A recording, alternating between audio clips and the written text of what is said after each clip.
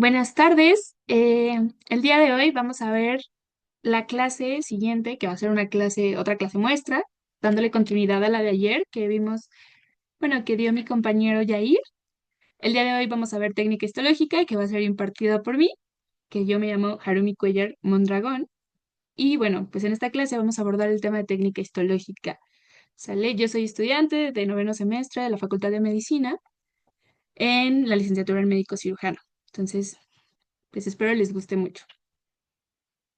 Entonces vamos a comenzar. Normalmente siempre me gusta empezar con una imagen de un corte histológico, que es lo que prácticamente van a ver durante todo el año. Todo el año van a ver estas imágenes que al principio no tienen ningún sentido, o sea, como que tú las ves y dices, ¿qué es esto? Estos son solo puras bolitas, veo manchitas rojas, rosas, perdón, con morado, de cosas que en qué momento les voy a agarrar forma, ¿no? Y ese es el objetivo del curso, ¿no? Que empecemos partiendo de que esta imagen en un futuro, o sea, al finalizar el año, ustedes van a poder comprender qué es, incluso decir qué órgano es, ¿no?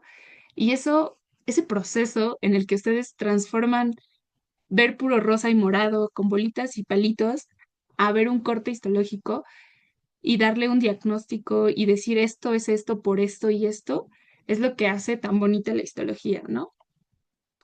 Muchas veces pues me decían cosas como que esto era un pedazo de carne, que parecía carne, no sé, sacaban muchas cosas ocurrentes, pero créanme que conforme va pasando la batalla va a ir tomando todo el sentido del mundo.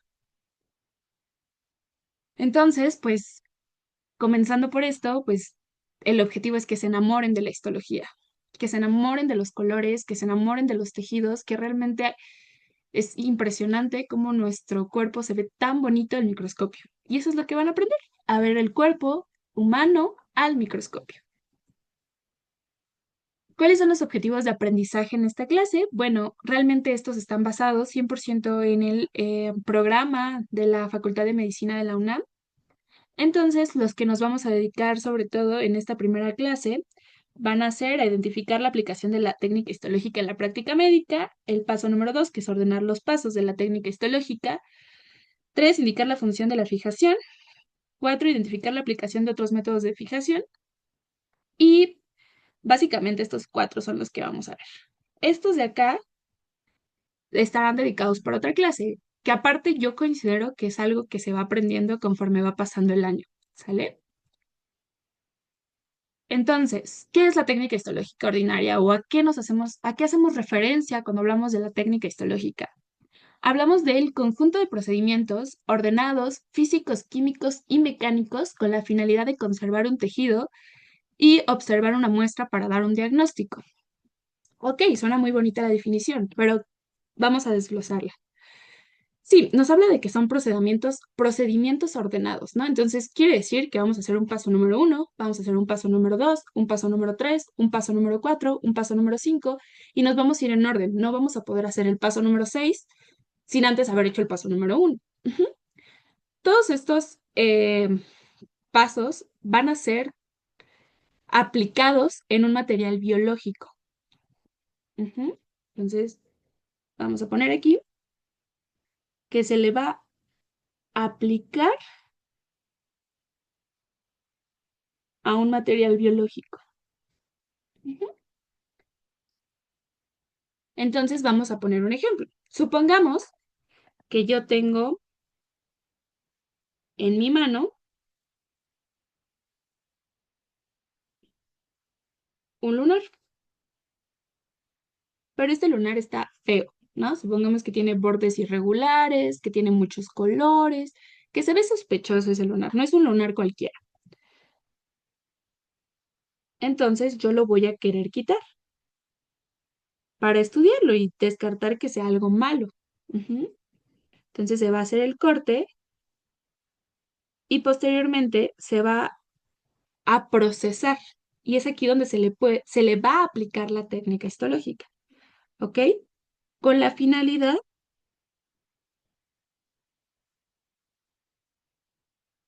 de observarlo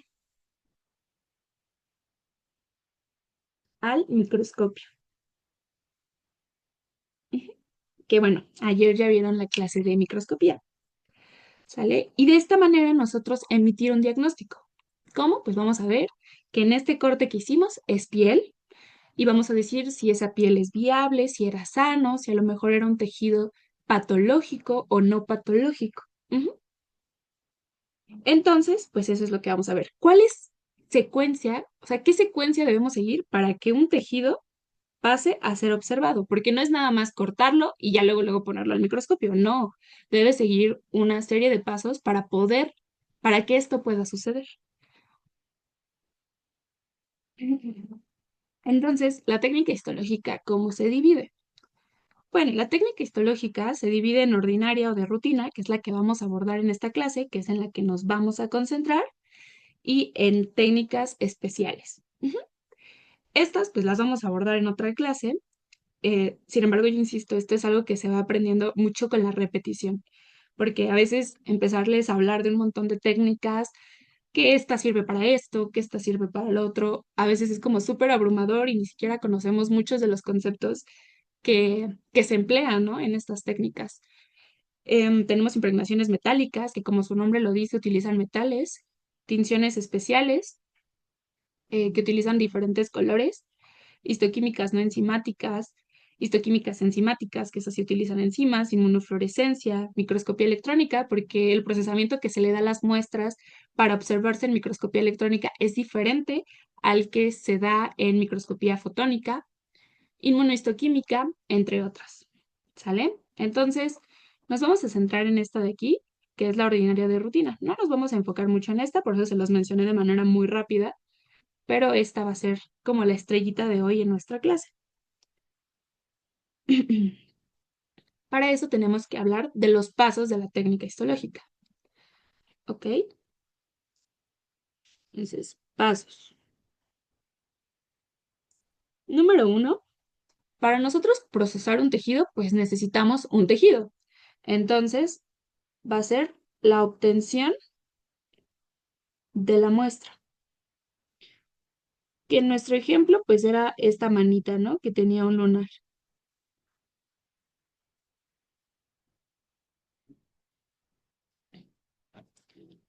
Número dos, fijación. La fijación tiene como objetivo preservar el tejido. Ujú. Quédense con esto por ahora.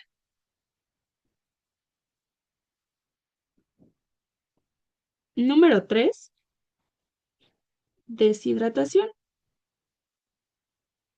que como su nombre lo dice, el objetivo de aquí es quitar el agua del tejido.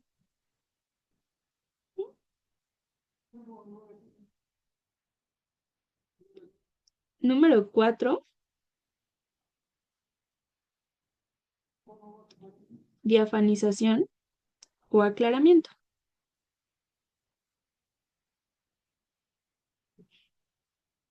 ¿Vale? Número 5, vamos a hablar de la infiltración.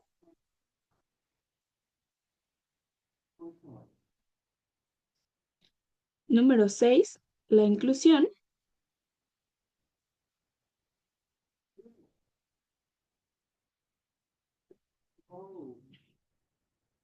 Número 7, la microtomía o el corte.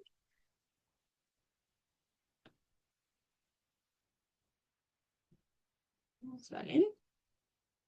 Número 8, la tinción. 9, montaje. Y 10, observación. A mí me gusta darlos como en 10 pasitos porque se me hace como más práctico ir desglosando paso por paso.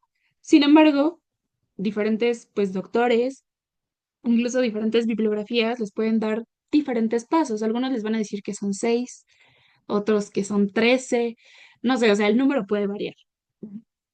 Pero eso no significa que la técnica sea diferente, simplemente quisieron agruparlos de manera distinta. Una muy práctica que creo que muchos utilizan es que la deshidratación, la diafanización y el aclaramiento y la infiltración, esto, todo esto de aquí hasta la inclusión, lo incluyen dentro de la inclusión. Ujú. Porque básicamente todos estos pasos, el paso 3, el 4, 5, se dedican a que la inclusión se pueda realizar. Entonces, muchas veces este sería el paso número 3. Y ya de ahí se saltan a que este es el 4, este es el 5 y este es el 6. Entonces, depende mucho cómo lo divida. Ujú. Pero esta manera se me hace muy práctica porque así podemos visualizar pasito por pasito y qué está pasando en cada uno. ¿Sale? Entonces, vamos a empezar por el primer paso, que es la obtención de la muestra. ¿Sale? La obtención de la muestra se puede clasificar de muchas formas. Una de las formas es el estado vital del individuo, es decir, si el individuo está vivo o muerto. Ujú. Entonces, si está vivo, se le llama biopsia. Ujú. Y si está muerto, se le llama autopsia. La biopsia, que viene como de bio, vida, psio, de observar, entonces observar vida, es un pequeño fragmento de un tejido, ¿no? En el ejemplo de nuestra mano, pues aquí estamos quitando un pedacito, solo un pedacito, no nos vamos a llevar toda la piel, solo un pedacito de la piel. Entonces esto es un fragmento. Y también puede ser una pieza quirúrgica, ¿no? Cuando no solo es un fragmento. Supongamos que es una persona que tiene un riñón y ese riñón le dio un tumor y este tumor pues invadió todo el riñón, todo el parénquima del riñón. Entonces, ¿qué tenemos que hacer? Quitar todo el riñón.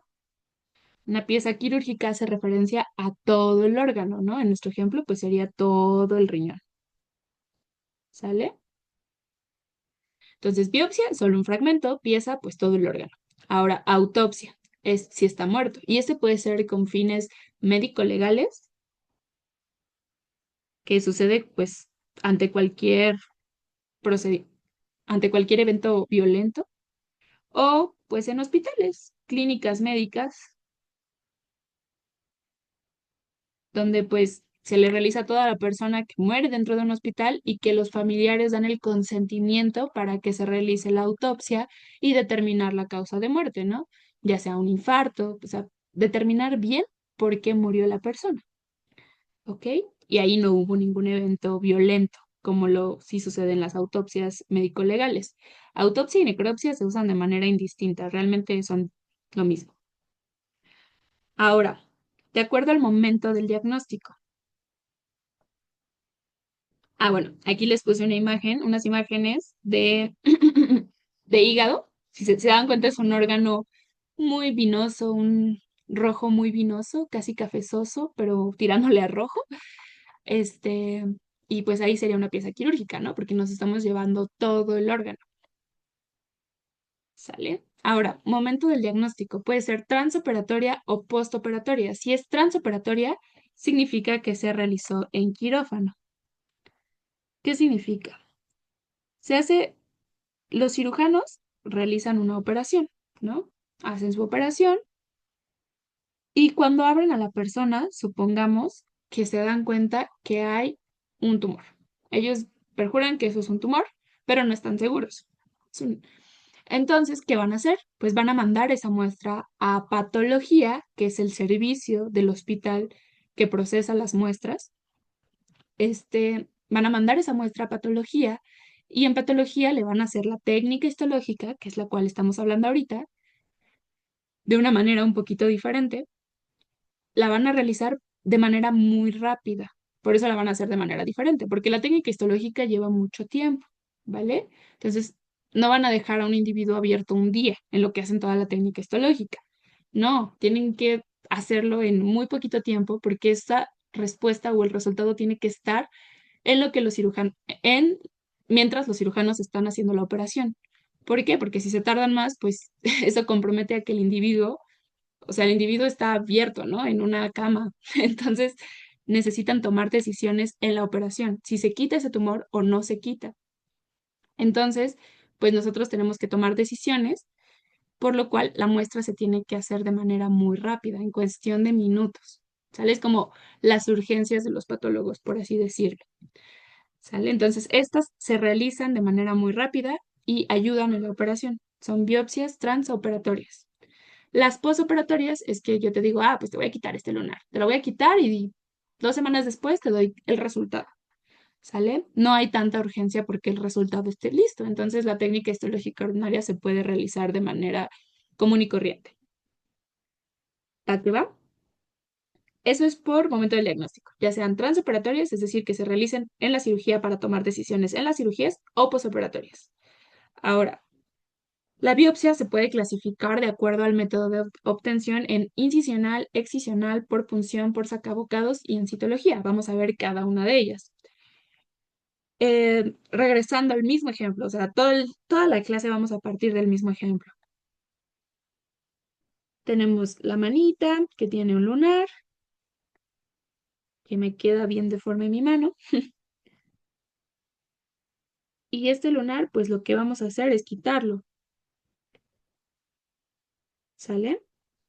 Al momento de quitarlo, pues nos va a quedar como un bloque de piel, más o menos así. Todo es tridimensional, ¿no? Y aquí tenemos nuestro lunar, que aquí así se visualizaba por fuera, pero tiene todo este espesor, ¿no? Entonces, cuando vemos solamente como esta cara de acá, esta parte de acá, lo vamos a ver así. Y hay dos tipos de biopsias, que sean incisionales, es decir, solo un cachito. Si se dan cuenta, aquí quita un fragmento de la lesión, pero nos queda toda la lesión. Este circundante se queda ahí, no se quita. O puede ser excisional, cuando se quita toda la lesión y dejamos un margen de tejido sano. ¿Sale? Entonces, biopsia incisional es una parte de la lesión y una biopsia excisional es toda la lesión más un margen de tejido sano. Ujú. Las que más se hacen, pues es la biopsia excisional siempre cuando sea posible, ¿no?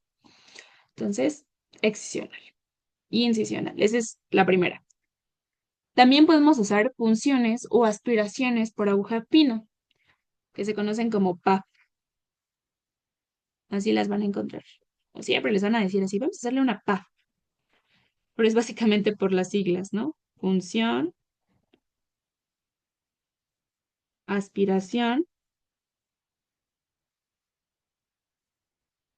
aguja fina. ¿Sale? Ambas son las siglas. Y pueden ser renales, pueden ser de mama o pueden ser tiroideas. ¿Sale? Básicamente consiste en que nuestra aguja, tenemos una agujita, pero es una aguja bien delgadita. ¿Sale? Y esa aguja por dentro está hueca. Como está hueca, al momento de introducirlo en el tejido, ya sea la mama o la tiroides, que aquí tenemos una glándula en el cuello que se llama tiroides, este, cuando se introduce ese cilindrito, todo el tejido se queda adentro de la aguja. ¿Sale? Entonces nos sale como un cilindrito de tejido.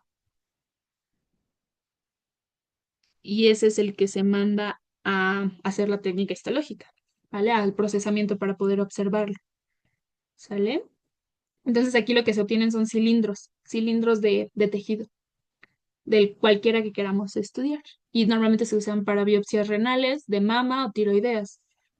¿Sale? Sobre todo las tiroideas son como de las más comunes que siempre dicen, la tiroides, la tiroides. Vamos a hacerle una papa a la tiroides.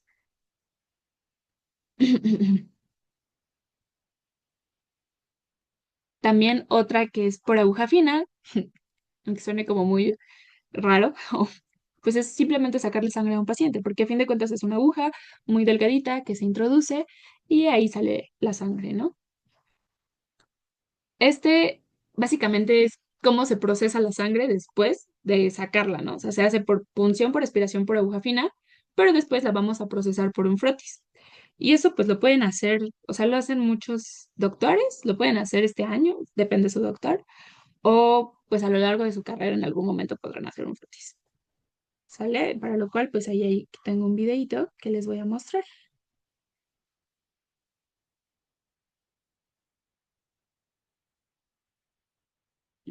Ahí está.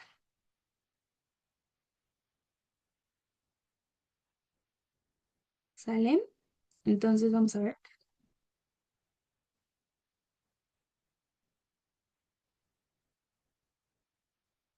Realmente solo se necesita una pequeña gotita.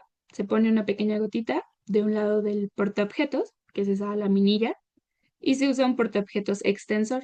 Entonces se utilizan dos portaobjetos. ¿Ya vieron? Tenemos un portaobjetos donde se va a poner la gota y otro portaobjetos que va a ser como el portaobjetos extensor. Se va a poner muy cerquita y se va a ir en dirección hacia la gota de sangre.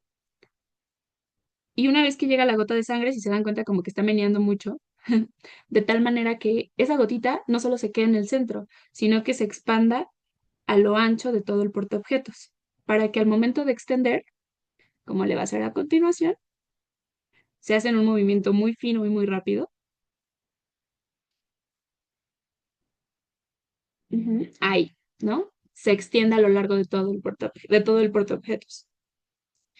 Y realmente queda una capa muy delgadita. Y esa es la intención, que quede una capa súper delgadita de sangre, porque si no las células se ven muy amontonadas. Y de esta manera se observan las células sanguíneas. ¿Salen? Y sí, le quedó muy bien. Entonces, así se hace un frotis. Y en algún momento podrán hacerlo. ¿Sale? Otra que existe, ya vimos por aspiración por aguja fina, ahora aspiración por aguja gruesa. Ok, bueno, estas se utilizan sobre todo para médula ósea. Entonces, ¿qué es la médula ósea? Bueno, nuestros huesos tienen en su interior, pues están como huecos por dentro, ¿saben? O sea, tienen un espacio adentro. Y ese es el famoso tuétano. O sea, cuando nosotros decimos, ay, quiero un tuétano, o sea, que es el huesito y la parte rica de adentro del hueso, eso es la médula ósea. Ujú. Y en ese espacio, pues hay médula ósea que es grasita y hay médula ósea que son células sanguíneas, que se llama médula ósea roja. Ya lo veremos en su momento, que es parte del segundo bloque de histología. Pero bueno, a grandes rasgos, aquí nacen las células sanguíneas.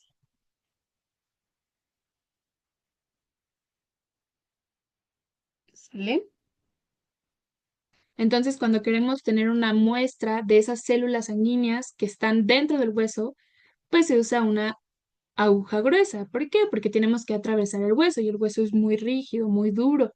Entonces, pues se usa una aguja gruesa. ¿Sale? Y esas son útiles para médula ósea. ¿Qué otra? La citología exfoliativa. Básicamente, este es simplemente el raspado con un cepillito de lugares donde hay constante exfoliación celular. ¿Como cuál? Pues como la boca. Ayer veían con Jair este, diferentes imágenes de diferentes tipos de microscopio de células descamadas. Esas son las células descamadas, porque básicamente ahí tenemos células que todo el tiempo están replicándose, todo el tiempo están replicándose, entonces todo el tiempo se están cayendo y eso sucede tanto en la boca, por ejemplo, otro uso que se le da mucho es en los papanicolaos, ¿no? Los famosos papanicolaos. Entonces, eso es lo que hacen, raspar el cervix de la mujer y de esta manera obtener células eh, de la vagina de la mujer, ¿no? Del cervix y la vagina de la mujer. Y para poder estudiarlas y ver que todo esté bien, ¿no? Otro es el sacabocados. El sacabocados, básicamente yo siempre he dicho que son como estos descorazonadores de las manzanas que le quitan como el centro de la manzanita, así, le quitan el centro y ya, para que te puedas comer la manzana y no te comas las semillas. Pues es exactamente lo mismo, pero pues son muy utilizados en dermatología, ¿no? Se le, entonces hacen como como que, cortan la piel y ya la van sacando y ya, sale la muestra del tejido. También otra forma en cómo lo llaman Lo llaman punch, ¿sale? Entonces es hacerle un punch, lo mismo que un sacabocados, ¿sale? Y así tenemos todos los tipos, ¿no? Desde cómo está la obtención de la muestra de acuerdo al estado vital, si es una biopsia, una pieza quirúrgica o una autopsia. ¿Cuándo lo vamos a hacer? Dentro del quirófano, transoperatoria. Si la hacemos después, postoperatoria. Tenemos muchas formas de obtenerla: incisional, una parte del tejido; excisional, toda la lesión; saco bocados, pues que solo sea es como esta parte de las manzanitas que les dije; la punción por aspiración por aguja fina o por aguja gruesa; y la citología exfoliativa. Entonces, todas estas formas son las formas en las que podemos obtener la muestra. Ahora, ¿qué vamos a hacer? Pues ya, tenemos nuestra muestra, independientemente de cómo la sacamos. Ahora, siempre el segundo paso, y el que tiene que ser inmediato, posterior y luego que obtuvimos la muestra, es fijarlo. Es decir, que cuando nosotros obtenemos una muestra, automáticamente tenemos que tener un fijador al lado. ¿Para qué? Bueno, pues ¿cuáles son los objetivos de la fijación? La fijación detiene el metabolismo celular, evita los procesos de autólisis, es decir, que las células empiecen a destruir a sí mismas, ¿vale? ¿Y cómo lo hace? Pues inactivando enzimas y impidiendo la degradación o la autodigestión. Eh, Básicamente se emplea una sustancia que se conoce como formol. Ujú. Y este sí es como preguntable, siempre les van a decir, ¿cuál es el fijador universal? El formol. Las características del formol es que es muy barato, es muy fácil de obtener y manejar, y tiene una excelente difusión, penetración, es antimicótico y es antiséptico. Entonces es muy útil, porque es súper barato, pues utilizarlo en los tejidos, ¿no? ¿Para qué? Pues el objetivo siempre es preservarlo. Nos va a ayudar a preservar el tejido, pero no significa que el tejido vaya a seguir vivo, porque no, o sea, realmente el tejido pues ya se murió, ya no tiene una fuente de sangre, de nutrientes. No, ya no va a ser viable ese tejido para seguir vivo. Pero, ¿qué pasa cuando nosotros tenemos un tejido que ya no está vivo? Pues no sé, nosotros cuando compramos una pechuga, por ejemplo, pues ¿qué le pasa? Se empieza a echar a perder si no la ponemos, no sé, a refrigerar. Ujú. Entonces nosotros tenemos que buscar un método para que esa pechuga no se eche a perder. Lo mismo pasa con los tejidos. Tenemos que preservarlos para que las células no se empiecen a destruir entre sí. Y si se empiezan a destruir entre sí las células, lo que pasa es que el tejido va perdiendo su arquitectura normal. Y eso no es lo que queremos, porque nosotros vamos a querer visualizar ese tejido al microscopio. Si por los procesos de autólisis ese tejido ya no se ve bien, nosotros no vamos a poder emitir un diagnóstico fiable, no vamos a poder decir qué es, porque el tejido ya no va a tener ni forma, ni pies, ni cabeza. Entonces, ¿qué vamos a hacer? Pues vamos a aplicarlo y vamos a incluirlo en una sustancia que se llama formol, y ese nos va a permitir que, que el tejido permanezca y mantenga su arquitectura. Ujú. Entonces, ¿cuál va a ser? Pues el formol. El formol viene del formaldehído, que el formaldehído es un gas que después pues se procesa y ya se hace una solución acuosa con ese formaldehído. Y después este formaldehído se va a diluir en una mezcla que va a tener pues un 10% de formol, y se va a diluir en agua destilada. Por eso se va a llamar formol al 10%, porque ya está diluido, ya es una disolución, ¿no? Entonces, pues siempre les van a decir formol al 10%, ¿vale? Esa es la fijación, ya se hace con formol al 10%, ya lo que ya está diluido. Hay otros doctores que incluso les van a decir que no es formol al 10%, que es formol al 4%. Y sí, tienen razón, sí es formol al 4%. ¿Por qué? Porque el formaldehído viene al 40%. Entonces, al momento de diluirlo en, en 10 partes, que sea una parte de formaldehído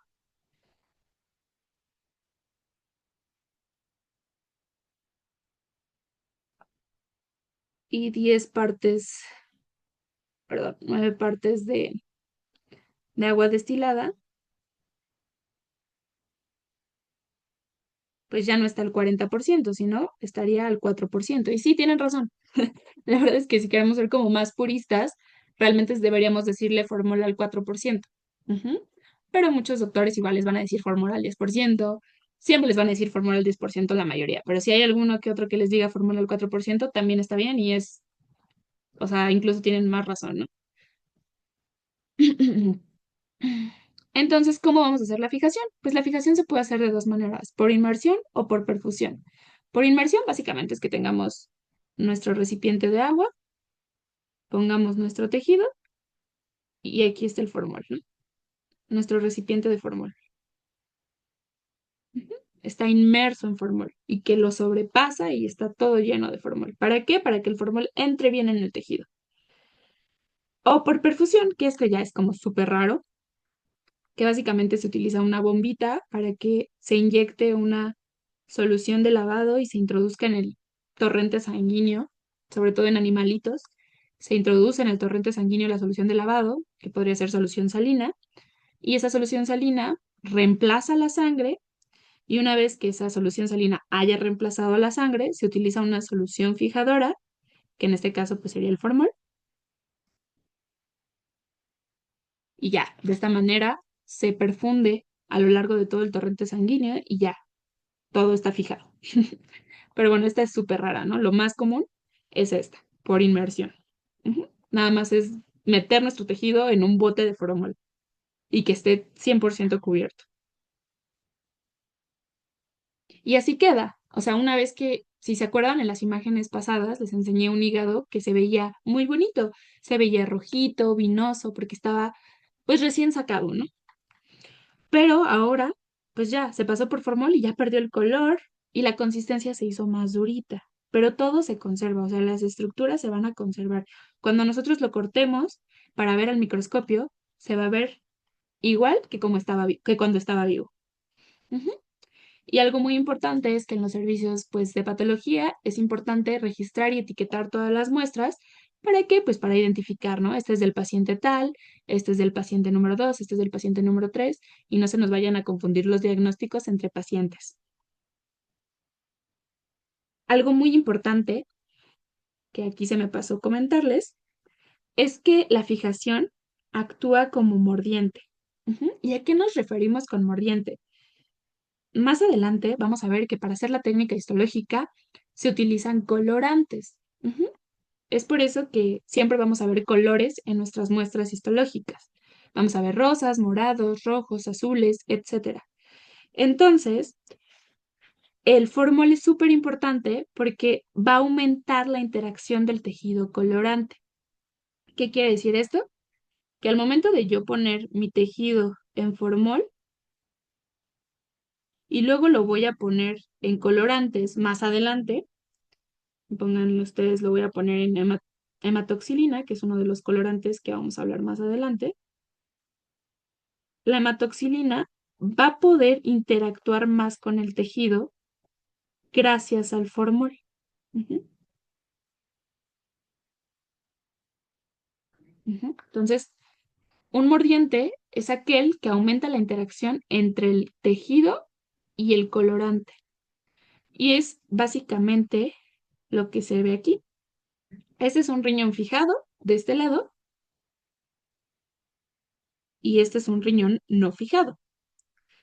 Hay muchas diferencias, ¿no? Pero lo más importante es que aquí vemos puntitos morados y de este lado no vemos ningún puntito morado.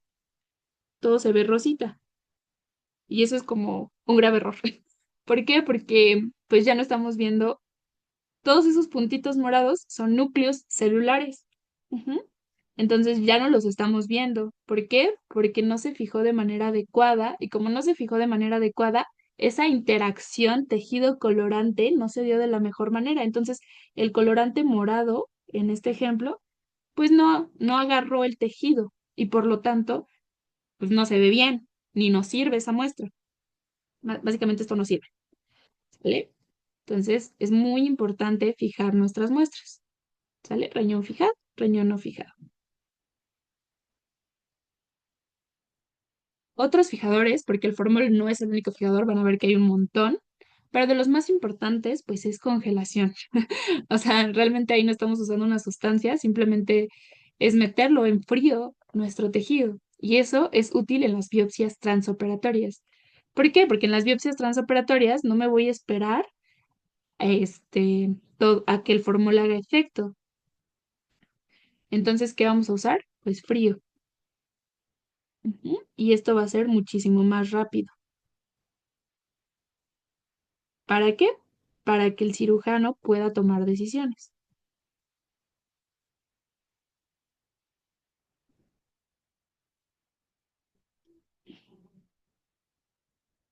Pueda tomar decisiones dentro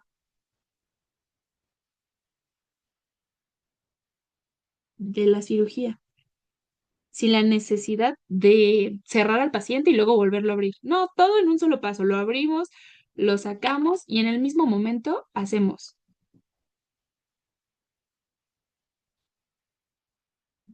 Otro que se puede usar es el glutaraldehído. El glutaraldehído tiene una alta capacidad para preservar este, las muestras, sobre todo para preservar la ultraestructura celular.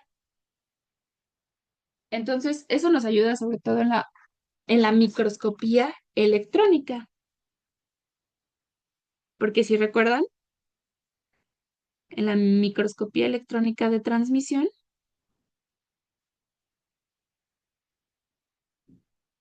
pues ¿qué vemos? Vemos por dentro de la célula, vemos lo que tienen los organelos, no vemos solamente la superficie o lo que hay por fuera, vemos por dentro, ¿no?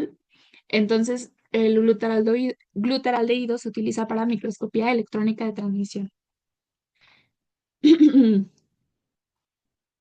Y el alcohol etílico se puede utilizar sobre todo en frotis de sangre, ¿no? Ahorita lo que vimos con la sangre, que nada más le dan como, lo ponen en los portaobjetos y así, se fija con alcohol etílico. También en la citología se puede utilizar, ¿sale? Entonces, esos son otras sustancias u otros métodos que nos ayudan a fijar la muestra. Ok, ya obtuvimos la muestra, ya la fijamos, ya, o sea, eso quiere decir que ya no se va a echar a perder. Ahora hay que deshidratarla. ¿Por qué? Porque, bueno, nosotros teníamos el paso número uno, que era la obtención de la muestra, el paso número dos, que era la fijación, el paso número tres, que en este caso es la deshidratación, el paso número cuatro, que es la diafanización,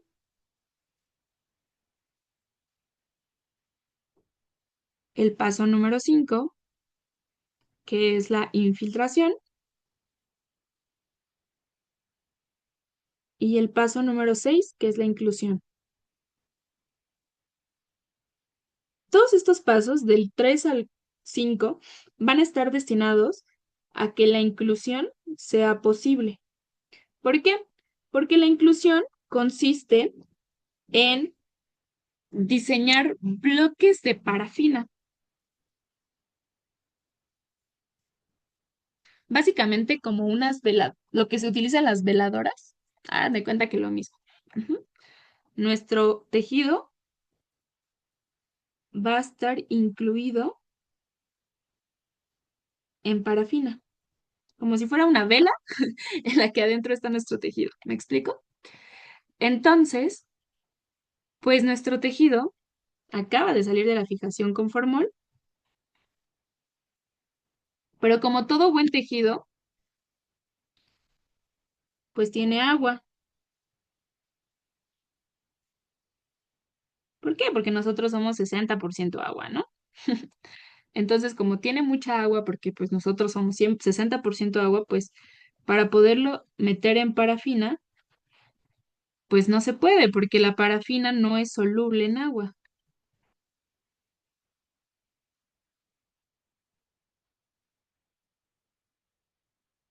¿Por qué no es soluble en agua? Pues la parafina es un hidrocarburo.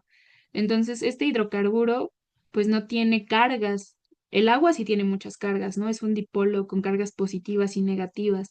Entonces, no, pues no conviven, no interactúan.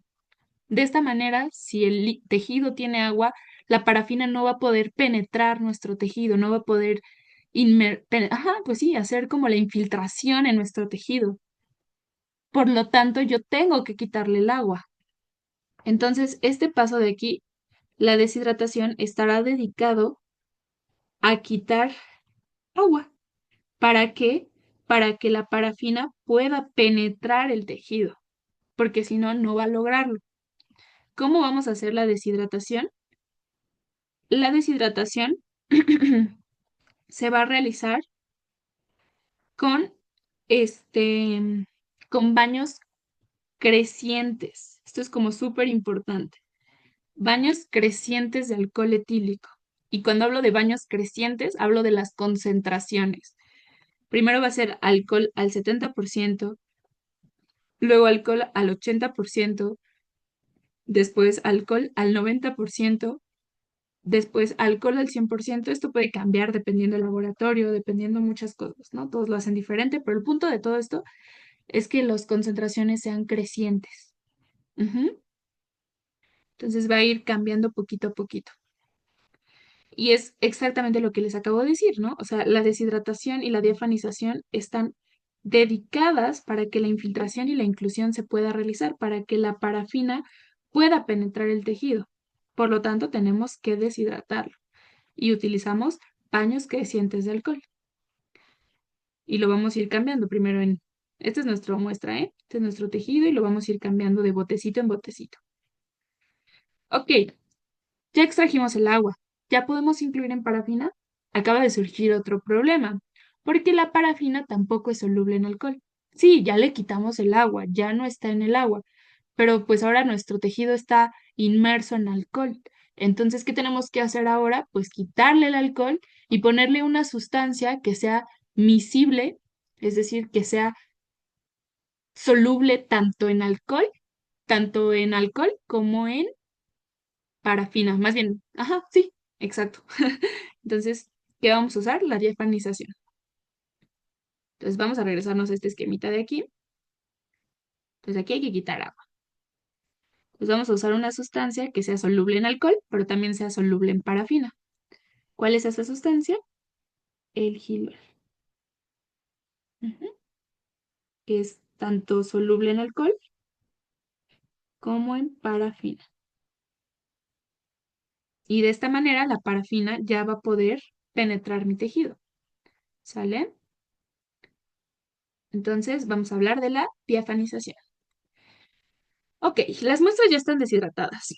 Entonces ahora vamos a utilizar otra sustancia que se llama argilol, que básicamente es una derivada del anillo de benceno, igual que otros, ¿no? Se pueden utilizar otros como el tolueno, el benceno, el cloroformo, muchos otros, pero el común y el que ustedes tienen que saber es el gilol. Entonces, ¿cuál es el objetivo? Extraer el alcohol antes de infiltrar la muestra en parafina líquida. Algo muy importante en este paso es que en este paso se extraen los lípidos de la muestra. Eh, es como muy pronto para saberlo, pero hagan de cuenta que este tejido de aquí es una fotomicrografía donde vemos un tejido que tiene mucha grasita, ujú, que se llama tejido adiposo, ¿ok?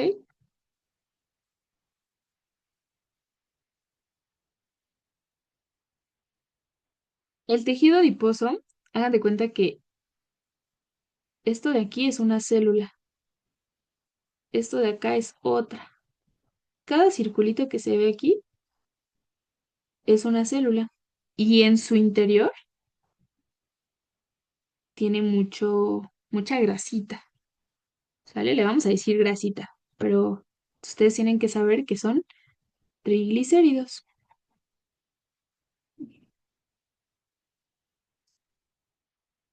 Y la célula, sí, esta tiene un núcleo, pero su núcleo se rechaza hacia la periferia.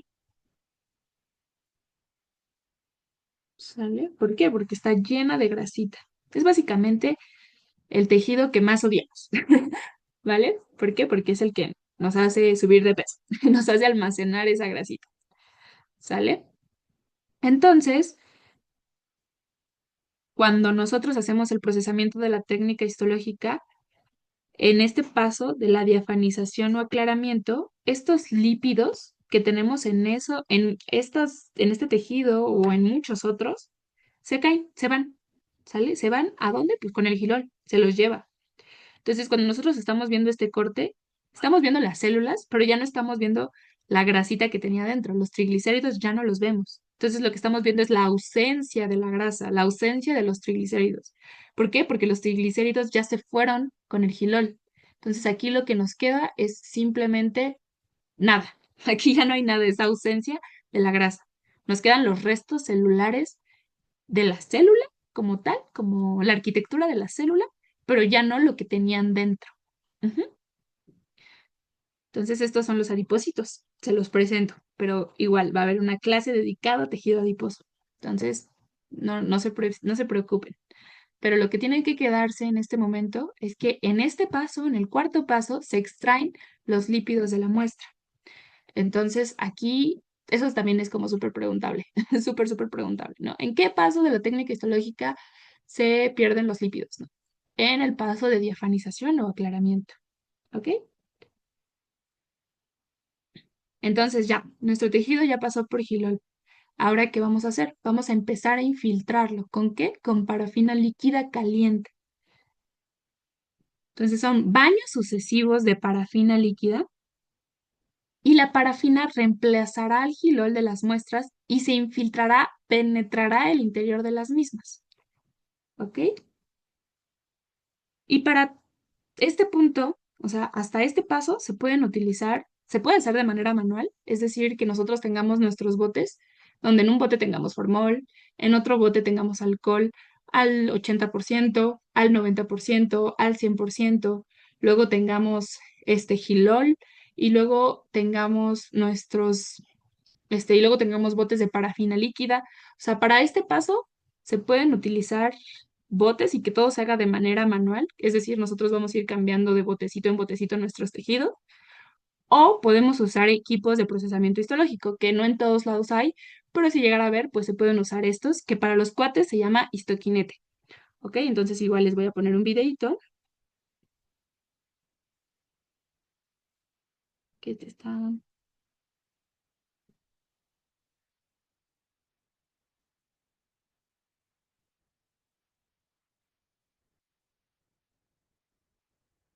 Ujú. Y todo está como más automatizado. Vean, se sube solito y se cambia de canastilla a la siguiente, ¿no? Supongamos que en el primer frasco había formol y en el segundo ya había alcohol, no sé, por así decirlo. Entonces ya como que el equipo te hace todo de manera automática y ya no tienes que esperar y hacer tú el cambio de manera manual. Incluso tú configuras el tiempo que quieres que se quede en cada botecito. Y ya eso todo se hace de manera automática y tú solo te preocupas porque tus botecitos estén llenos de las soluciones en el orden correcto. Está muy padre y está muy práctico, ¿no? Pero bueno, entonces nada más es para que sepan que puede haber estos equipos, pero no siempre los hay, ¿no? Entonces se tiene que hacer de manera manual. Ya, una vez que hicimos los baños sucesivos de parafina líquida, ya se va a hacer la inclusión. Que la inclusión es ya diseñar los bloques de parafina con moldes. Y el objetivo es darle dureza suficiente al tejido para poder ser cortado. Aquí vemos, y son básicamente canastitas donde adentro tenemos pues la parafina, si se dan cuenta ya es la parafina, y en el centro el tejido. Ajá. Aquí otro ejemplo, exactamente lo mismo, pero básicamente es como una vela, una crayola que adentro tiene un tejido, ujú, en forma pues de cubito, ¿vale? Pero es exactamente lo mismo. Y ya, pues el molde elegido se llena de parafina caliente pura y luego los moldes se enfrían para que la parafina se vea de esta forma. Aquí tenemos otro videíto.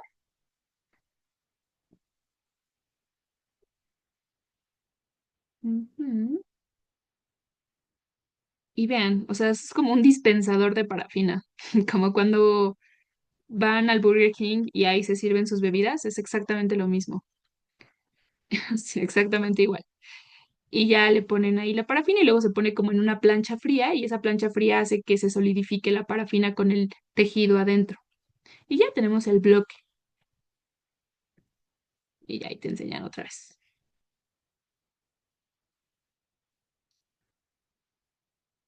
Ay, bueno, ya vamos a un poquito más de la mitad. Sé que suena como muy pesado porque son muchos pasos, pero bueno, ya vimos obtención de la muestra, la fijación, la deshidratación, la diafanización, la infiltración, la inclusión. Ya falta lo más ligerito, que es la microtomía, la tinción, el montaje y la observación. ¿Sale? Vamos poquito a poquito. No se desesperen. ¿Qué sigue? Pues ya tenemos nuestro bloque, ya tenemos ahí nuestro bloque diseñado. Pues ahora hay que ese bloque lo vamos a cortar. Para lo cual ustedes tienen que pensar que ese bloque, o vamos a simular que nuestro bloque de parafina es este delicioso jamón San Rafael, ¿sale? Y que se va a utilizar un equipo que se conoce como microtomo, que va a hacer exactamente lo mismo que hace un procesador de jamón. Entonces, esto es lo que realizamos. Vamos a hacer que el jamón es igual a un bloque de parafina y el microtomo es igual a un procesador de jamón. Les presento el microtomo, es este de aquí. ¿Sale? Entonces se va a empezar a cortar como rebanadas, igual que como le hacemos con el jamón, así se va a empezar a cortar este bloque de parafina. Entonces, ¿cómo es el microtomo? El microtomo, hagan de cuenta que tiene aquí una manivela de avance, que está como que se va girando, le van así dando vueltas, y conforme tú le vas girando, esta parte de aquí, que se conoce como portabloques, porque si se dan cuenta, en esta región de aquí tiene el bloque de parafina, va a empezar a subir y bajar, sube y baja rápidamente, de manera muy rápida. Y aquí tenemos la cuchilla. Entonces, como aquí tenemos la cuchilla, cuando sube y baja, empieza a cortar. Y en esta parte de aquí se pone contador de micras, que básicamente, pues nosotros tenemos que hacer cortes de 4 a 8 micras, de 3 a 5 micras más o menos. ¿Ok?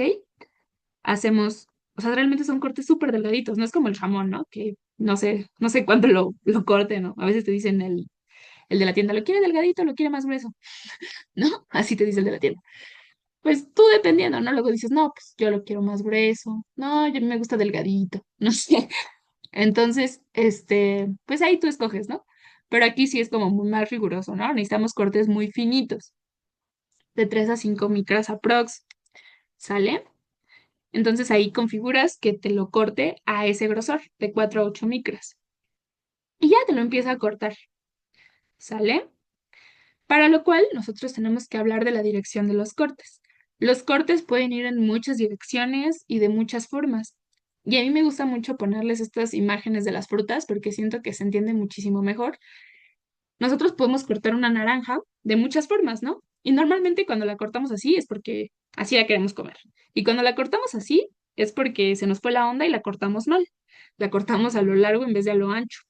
Lo mismo pasa con las zanahorias. Podemos cortarlas en rodajitas y eso por a lo mejor nos puede servir para una sopa, o podemos cortarla a lo largo y eso nos puede servir, no sé, para comérnosla como tipo snack y pues igual, ¿no? Funciona. Pero si se dan cuenta, o sea, cortar la zanahoria así no fue lo mismo que cortarla así, porque la manera en que vemos la zanahoria es totalmente diferente. Así vemos esta cara de la zanahoria y de esta manera vemos esta otra cara de la zanahoria. Entonces estamos viendo cosas muy distintas. Lo mismo pasa en la naranja. Pues hagan de cuenta que lo mismo va a pasar en nuestros cortes. Y este tubo pues ejemplifica muy bien todo eso, porque a lo mejor nosotros podemos cortar un tubo a lo ancho y lo único que vamos a ver va a ser esto. Ujú. O podemos cortar un tubo a lo largo y lo único que vamos a ver va a ser esto. Entonces, pues ya no va a ser el mismo enfoque, ya no vamos a ver exactamente lo mismo. ¿O qué tal si cortamos aquí? Nada más vamos a ver esto. ¿O qué tal si cortamos aquí? Vamos a ver esto. O imagínense, igual no me voy derecha y me voy en diagonal. Entonces vamos a verlo así. Entonces, pues cambia mucho, ¿no? Dependiendo cómo lo veamos. En nuestro ejemplo de la zanahoria, si lo cortamos a lo largo, esto se conoce como corte longitudinal. Y si lo cortamos como hacia lo ancho, esto sería corte transversal.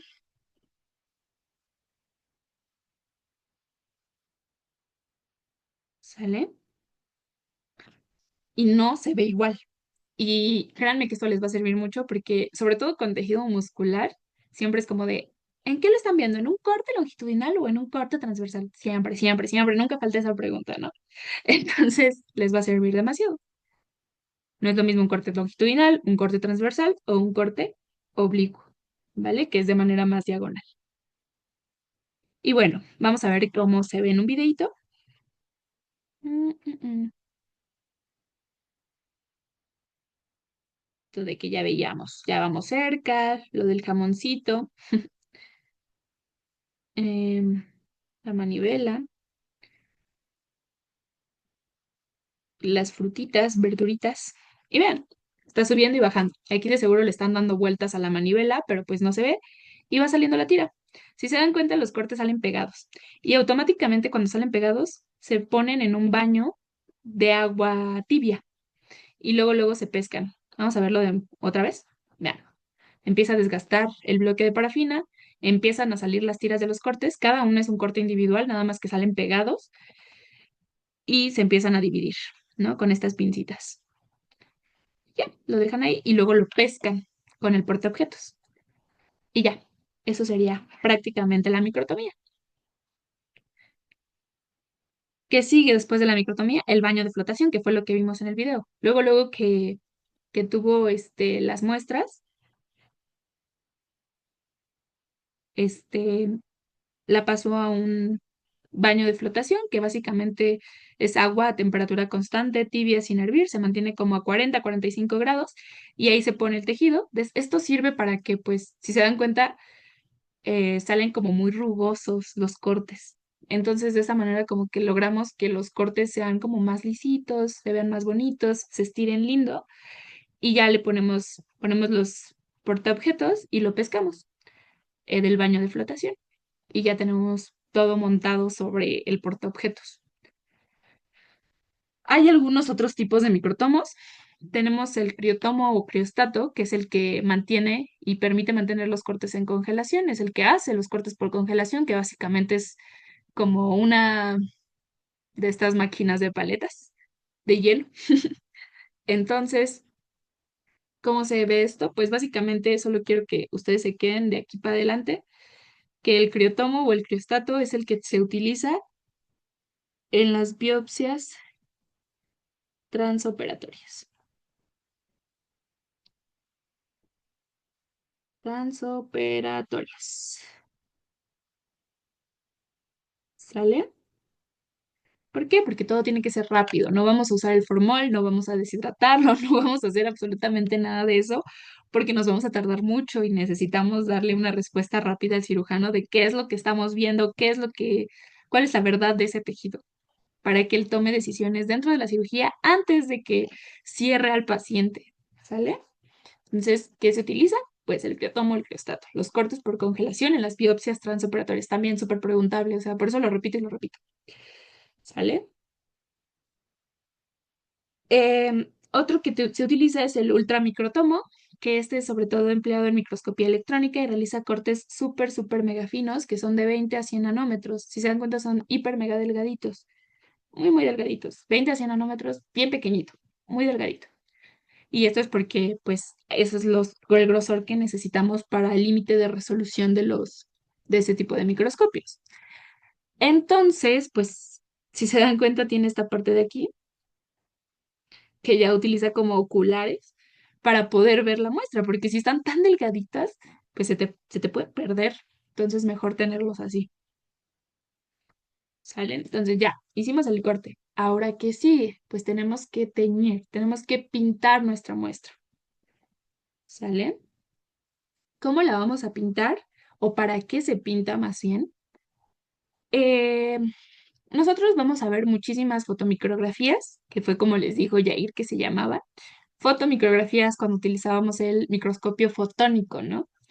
Entonces, estas fotomicrografías, si se dan cuenta, tienen muchos colores. Aquí vemos rojos, acá amarillos, verdes, morado, azul, rojo. Entonces, no es casualidad, no es que la lengua vaya a ser roja o que nosotros hagamos un corte de piel y salga café. No, no, no. Siempre es de acuerdo al colorante que se utilizó. En este caso, como estamos viendo la técnica histológica de rutina u ordinaria, pues nos vamos a centrar en el H y E, que es la hematoxilina y iosina. ¿Cuál es el propósito de esto? Pues poder visualizar los tejidos, utilizar un medio de contraste que nos haga diferenciar pues los diferentes componentes de un tejido. Y a veces con solo el H y E es suficiente. Y es el que siempre se realiza en todos lados.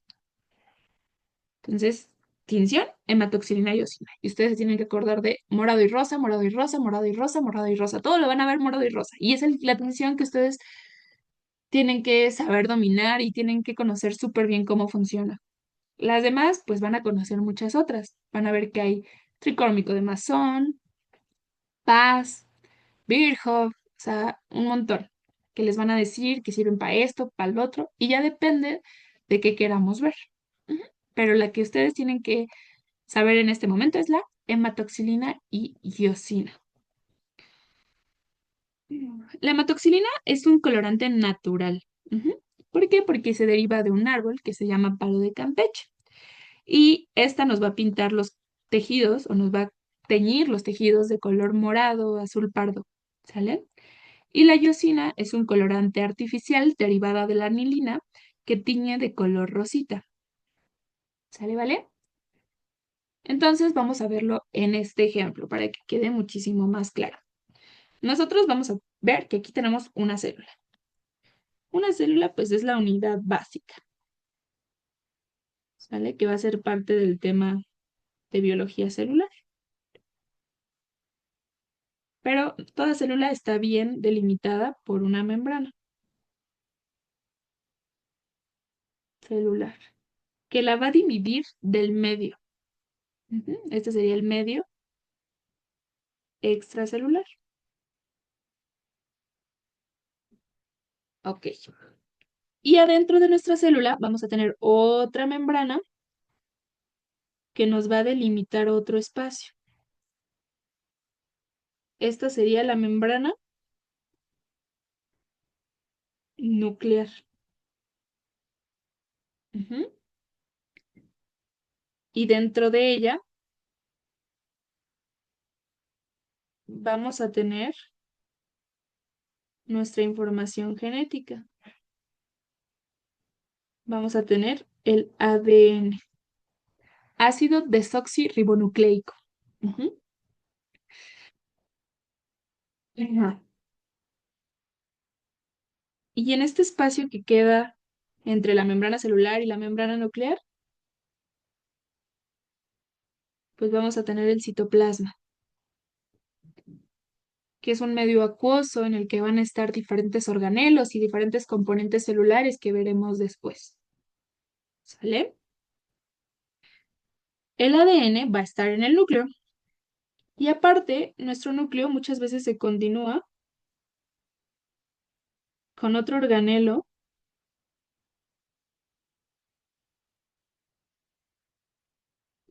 que conocemos como retículo endoplasmático rugoso, RER, le dicen, ¿no? Por sus siglas. Ok. Entonces, ¿por qué está tan asociado el retículo endoplasmático rugoso con el núcleo? Porque el ADN es la base para después formar ARN, que es ácido ribonucleico, ¿no? Ya no es desoxi. Y después, a partir del ARN, es la base para formar proteínas.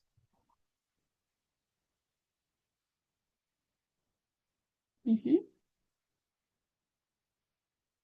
Y el retículo endoplasmático rugoso, su función es esa.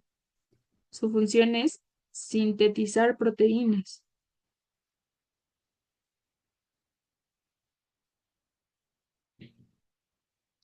Entonces, nosotros tenemos nuestro ADN, que por diferentes procesos que van a ir viendo a lo largo de sus clases de bioquímica, se forma ARN, y este ARN puede salir de la célula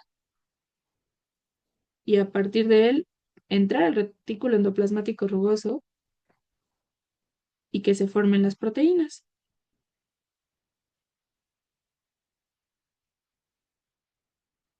¿Sale? ¿Por qué todo este choro mareador? Básicamente porque estamos hablando de que tanto a nivel del núcleo como al nivel del red tenemos ácidos, ARN y ADN, ¿no? Y a nivel del citoplasma, pues no tenemos ácido, no tenemos la información genética. Aquí realmente hay muchas proteínas, que las proteínas a este pH se comportan como bases. ¿Sí? Si nosotros recordamos la parte de aquí del pH, que 7 es neutro, del 0 al 7 es ácido y del 7 al 14 es básico, pues en eso nos regimos, ¿no? Para decir que el núcleo y el RER son componentes ácidos y el citoplasma es una base, ¿sale? Entonces, a la hora de la tinción, vamos a utilizar diferentes colorantes que tienen diferente naturaleza. El primer componente, como ya les dije, es la hematoxilina.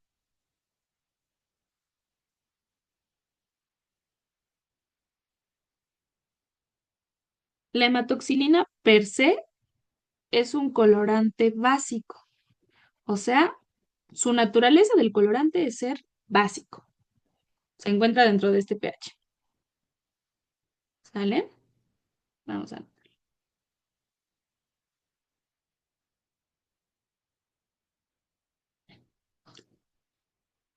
Pero a este colorante básico, ahora sí va a ser como las cargas opuestas se atraen o los contrarios se atraen, pues le va a gustar lo ácido. Entonces, se va a pegar a lo ácido de nuestra célula. ¿Qué es ácido en nuestra célula? El núcleo y el retículo endoplasmático rugoso. Ujú. Entonces se va a pegar a lo largo de toda esta parte.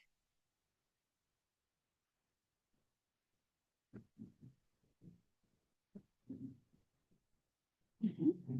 Colorante básico que se va a pegar a componentes ácidos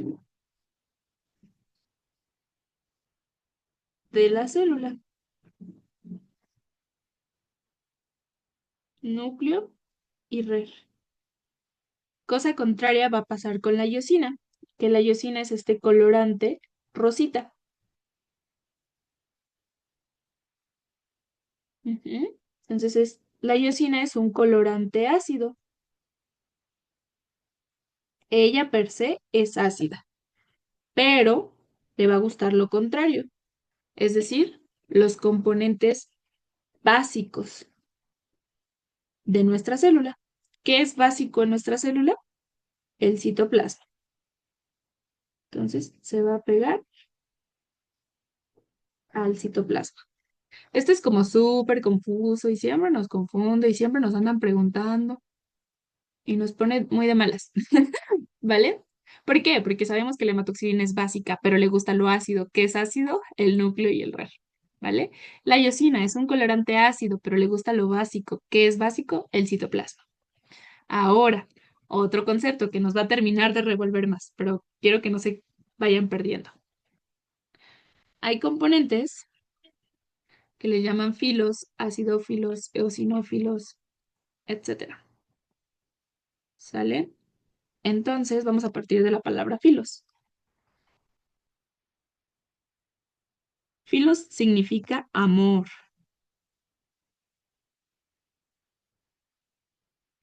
Entonces es básicamente qué amas, qué te gusta, qué te encanta. Ujú.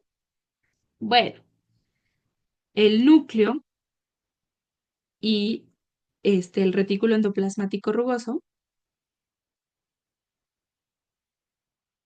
se tiñen a un colorante básico. Entonces, al núcleo y al retículo endoplasmático rugoso, ellos sabemos que son ácidos, pero por lo mismo de que son ácidos, les gusta lo contrario, les gusta lo básico. Entonces, ¿qué les gusta? Estos son basófilos.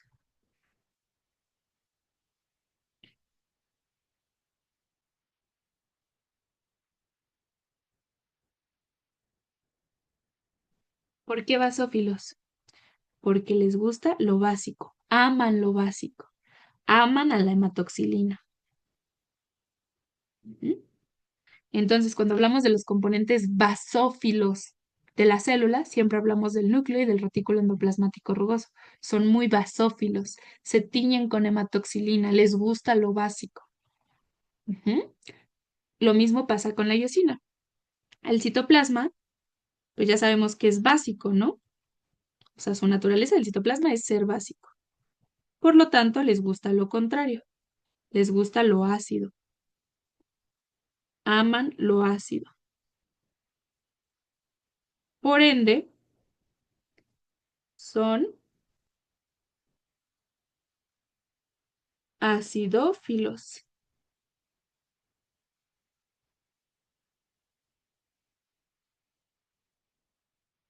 ¿Sale? Aman lo ácido. ¿Quién es ácido? La iosina. Esto siempre es como súper confuso y siempre se nos olvida, pero siempre es como entender estos fundamentos, de que la iosina es ácida, el tejido es básico, por lo tanto les gusta lo ácido, entonces es acidófilo. Ujú. Y ya, con eso tienen para aprendérselo.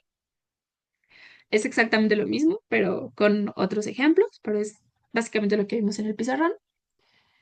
Y aquí les dejo una tablita que es justamente para que no se confundan, que por ejemplo el colorante hematoxilina es de tipo básico, ¿no? Sabemos que la naturaleza de la hematoxilina es ser básico, por lo tanto tiene afinidad por lo ácido y el tejido que se une a la hematoxilina es basófilo, ¿no? ¿Por qué? Porque le gusta lo básico. ¿Qué es básico? La hematoxilina. Lo mismo pasa con la iosina. La iosina es un colorante ácido que tiene afinidad por lo básico, es decir, por el citoplasma, y ese citoplasma es acidófilo o eosinófilo, también se puede utilizar ese concepto, porque le gusta lo ácido, que es la iosina. Siempre que hablemos del concepto filos, acuérdense, o sea, acuérdense de filos de amor, de estar enamorado, de qué me gusta. No es qué soy yo, es qué me gusta a mí. Ujú. Y ya, aquí tenemos diferentes celulitas, donde vamos a ver los diferentes cortes teñidos con hematoxilina y iosina. Ahí este ejemplo no es con hematoxilina y iosina. Bueno, este no. Vamos a eliminarlo. Pero estos sí son. ¿Ok?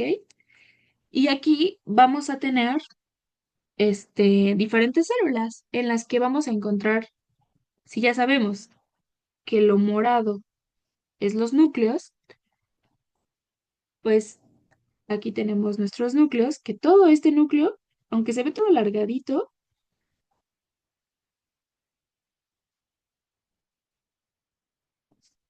es un núcleo celular. Ujú. Y ahora vamos a definir todo el citoplasma, que vendría a ser todo esto.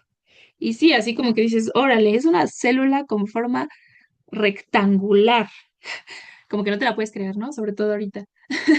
Pero la célula que siempre nos han enseñado que es una célula circular, bonita, con núcleo redondito, pues es una célula tipo, es una célula que nos sirve, es una célula Mickey Mouse, ¿no? Pero realmente las células tienen muchísimas formas y eso es lo que van a ir aprendiendo, ¿no? Que las células tienen muchísimas, muchísimas formas.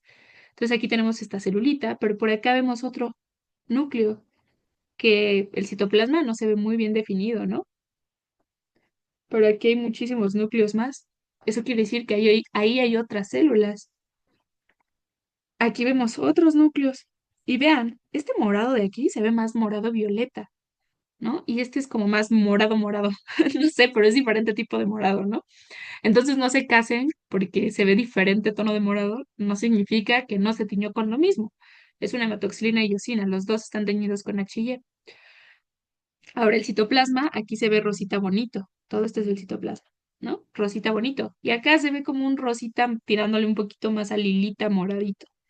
Pero también es yosina, también tiene yosina. Tal vez depende cuánto tiempo lo dejaron en el colorante, cómo lo procesaron, o sea, va cambiando. No significa que esté mal, ¿sale? Los colores. Entonces, no se preocupen. Con que ustedes vean moradito, rosita, más o menos hacemos referencia a lo mismo. En este corte de acá, otra vez vemos núcleos. Este es uno, este es otro, y son núcleos redonditos.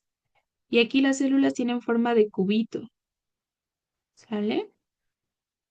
Se ven cuadraditas en dos dimensiones, pero hay que recordar que todas estas células, pues nuestro cuerpo es tridimensional, entonces es un cubito, ¿sale?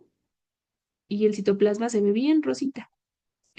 Vean acá, por ejemplo, también aquí se ve moradito y se ve como aplastadito, ¿no? Eso quiere decir que esta celulita estaría a lo largo y es una célula más aplastadita. Ujú. Entonces, eso es lo que vamos a ir viendo a lo largo. Pero ahorita lo que único que quiero que identifiquen es que cada bolita o cada puntito morado es un núcleo celular, ¿sale? Y lo que se ve rosa es el citoplasma de esa célula, ¿sale? Y para hacer esta tinción, otra vez hacemos uso de un tren de tinción y se utilizan diferentes sustancias que nos termina de decir, ¿what? O sea, yo ya había puesto en alcohol, yo ya le había puesto gilol, yo ya le había puesto parafina y ahora me vas a decir que tengo que ponerle un montón de cosas más. Pues sí, tengo que ponerle un montón de cosas más. Entonces, primero, o sea, de verdad esto dudo mucho que se les pregunten, o sea, nada más es como, la tinción, hematoxina y eosina y ya, ¿no? O sea, como que todo el tren de tinción, todo lo que involucra la tinción, ya no se los preguntan, si se los llegaran a preguntar, pues qué mala onda, pero bueno, igual, aquí se los pongo, que es, eh, una vez que ya tenemos nuestra muestra, que viene del paso anterior, que el paso anterior básicamente era cortar, ya que lo cortamos, ya tenemos todo bien cortado, lo pasamos en el baño de flotación, ya lo tenemos pescado en nuestro portaobjetos, este, pues lo vamos a pasar a este portaobjetos, tenemos nuestra muestra, nuestro portaobjetos, y lo vamos a ir pasando en botecitos. Los primeros botecitos van a estar en gilol. ¿Y para qué sirve el gilol? En este caso, para desparafinar. O sea, qué locura, ¿no? Ya lo habíamos puesto en parafina y ahora lo que queremos hacer es quitarle la parafina. Ok, ¿por qué queremos desparafinar? Pues para que la hematoxilina y la iosina entren en el tejido, para que se pinte. ¿Por qué? Porque si no, no se pintarían. Volvemos a lo mismo, la parafina no es soluble en agua, no es soluble en soluciones acuosas. Entonces necesitamos desparafinarlo. Luego lo vamos a hidratar.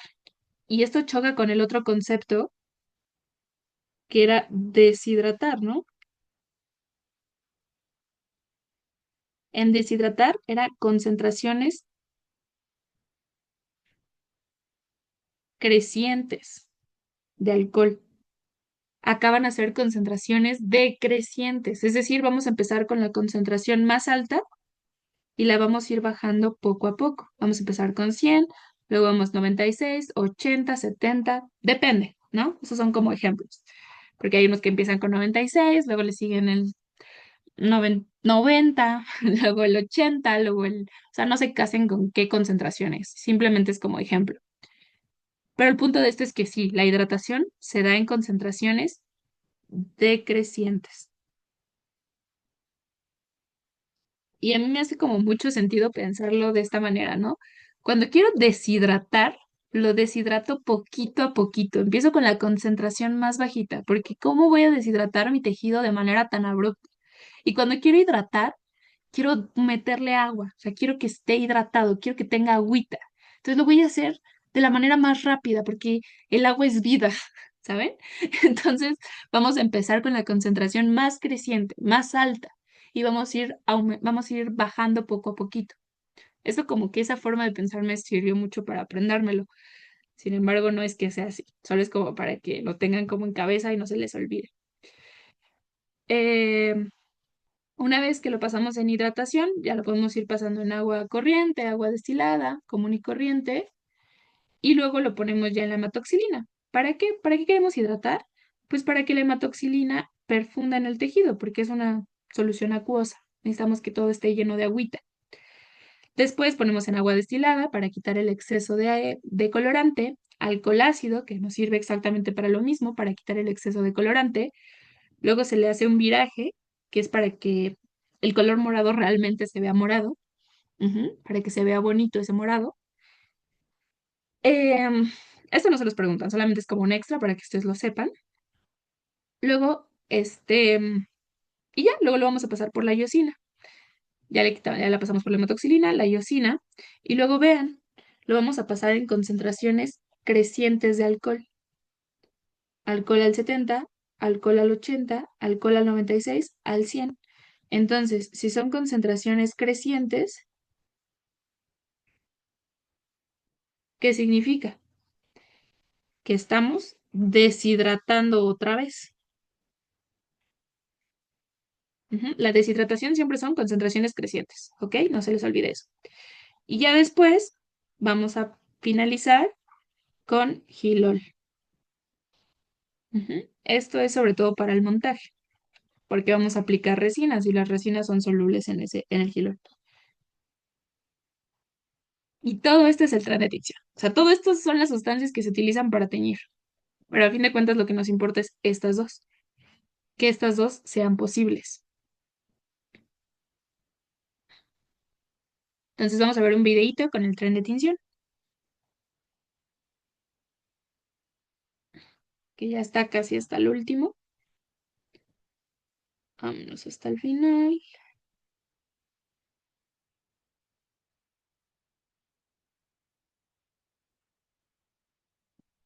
Y vean, ahí tienen las muestras en una canastilla y las ponen ahí, dice X1, ¿no? Eso significa Gilol 1. Luego la ponen en Gilol 2, ¿no? O sea, la ponen dos veces en Gilol. Eso es para desparafinar, ¿no? ¿Se acuerdan? Luego lo vamos a poner en concentraciones decrecientes, es decir, vamos a hidratar, ahí dice alcohol al 100 y luego alcohol al 96, ¿no? Va en concentraciones decrecientes. Luego ahí dice H2O, no sé si vean en esta parte de aquí dice H2O, solo es agüita, normal y común y corriente.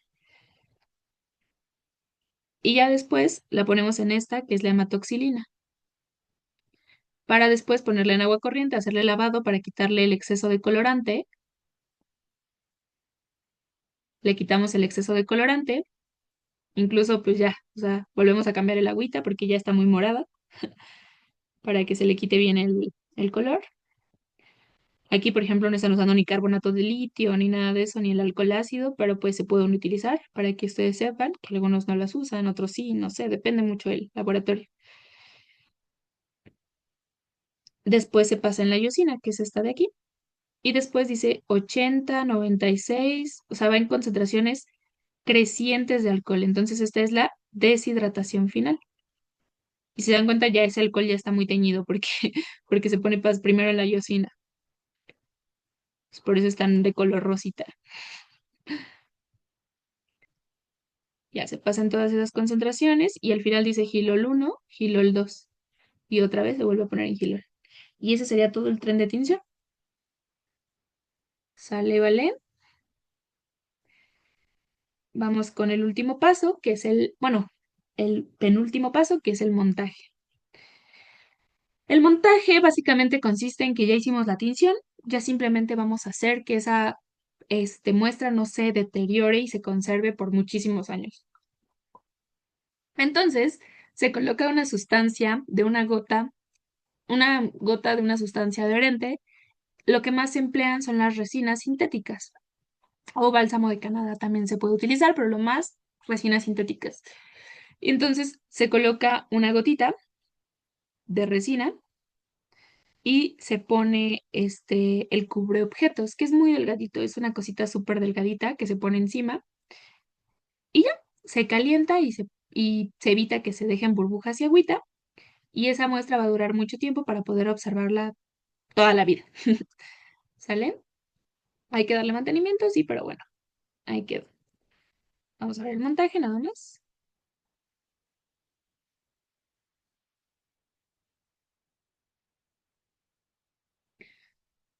Y ya, ahí sacamos del último gilol, se pone una gotita de resina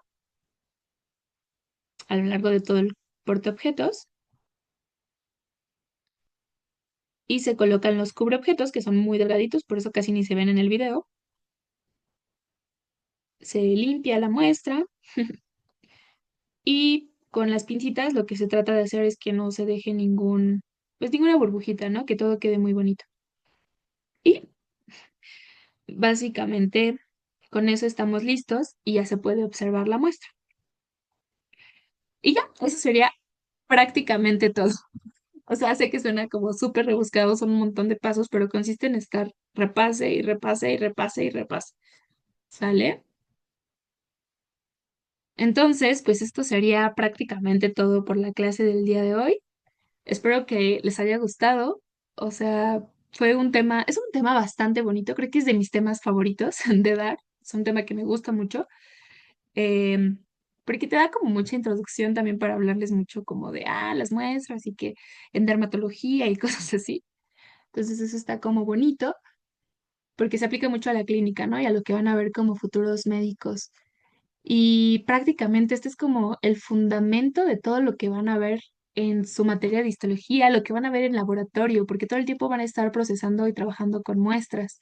Y esas muestras están procesadas con diferentes técnicas, pero la que más van a ver es esta, que es el HY. Ujú. Y la que se tienen que llevar para su vida profesional toda la vida. Entonces, pues espero que esta clase les haya gustado mucho y eso sería prácticamente todo.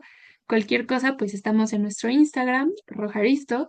Ahí nos pueden mandar mensaje. Tenemos toda la información acerca de, del curso, precios, ya sabemos, ¿no? O sea, yo estoy aquí, yo voy a ser parte de las que les va a dar las clases junto con mi compañero Yair, que les dio la clase el día de ayer de óptica y microscopía. Nosotros vamos a estar impartiendo todas las clases, entonces si les gustó nuestro trabajo, pues pueden mandarnos mensajito y ahí pues va a estar, les podemos dar toda la información que necesiten y de cómo van a estar organizadas las demás clases. ¿Sale? Entonces, pues cuídense mucho, bonita noche. ¿Hay algo que quieras decir, Jair? ¿Está por ahí? Pues nada más lo que dijiste, Haru. Muchas gracias. Como ya les comentó Harumi, ahorita ya mostramos básicamente pues cómo es que los dos damos nuestras clases. Las tratamos de hacer de forma dinámica o de una forma sencilla de explicar para que ustedes puedan aprenderlas de forma sencilla, ¿no? Porque en muchas ocasiones a veces se llega a dar como cosas muy extensas o cosas muy difíciles y en ocasiones suele ser complicado no llegarlas a aprender. Entonces, pues aquí estamos nosotros para tratar de enseñarles de la forma más clara posible y esperemos que igual les haya gustado. Como bien dice Haru, estamos ahí con el Instagram por cualquier cosita si quieren preguntarnos de los precios o de las clases y todo esto. Igual ya se encuentra como la información de qué temas son los que vamos a estar impartiendo para que se den una vueltecita y cualquier cosa, pues estamos ahí a sus órdenes. Entonces esperemos que se animen, que, que les guste y que nos den igual esa oportunidad para que estemos ayudándolos en su formación académica. ¿Ok? Entonces, pues nada, eso sería todo. Espero que tengan un excelente inicio de semana, que les vaya muy bien en sus clases y cualquier cosa, pues aquí estaremos. Bien. Se cuidan mucho. Nos vemos. Adiós.